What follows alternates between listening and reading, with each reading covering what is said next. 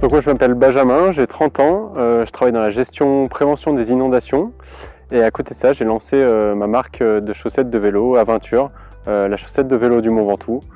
J'ai lancé ça en fin d'année 2019, début d'année 2020 via un financement participatif et aujourd'hui je développe cette marque de chaussettes sur le Mont Ventoux et en Provence, là où j'habite. En fait je me suis vraiment lancé à la suite d'un défi, donc le défi des cinglés du Ventoux.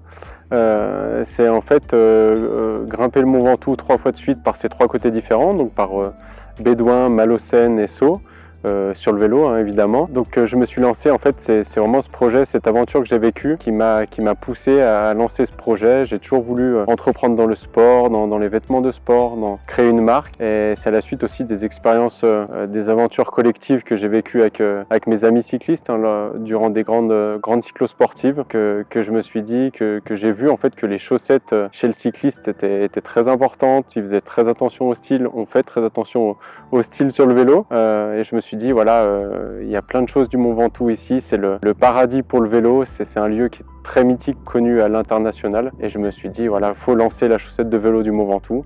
Donc le déclic est vraiment né sur le Ventoux au cours de mon défi des cinglés du Ventoux.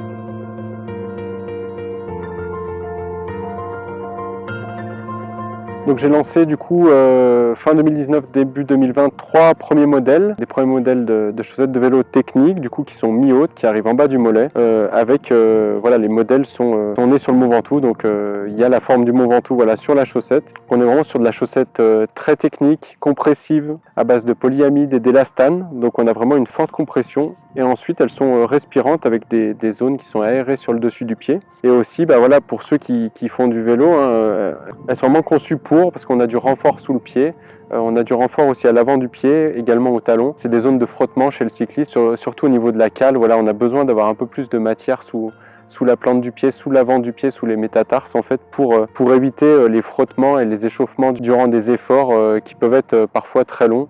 Voilà, elles sont adaptées à des courtes distances et à la fois à des longues cyclosportives ou des longues aventures en bikepacking ou des choses comme ça, voilà, de l'itinérance à vélo.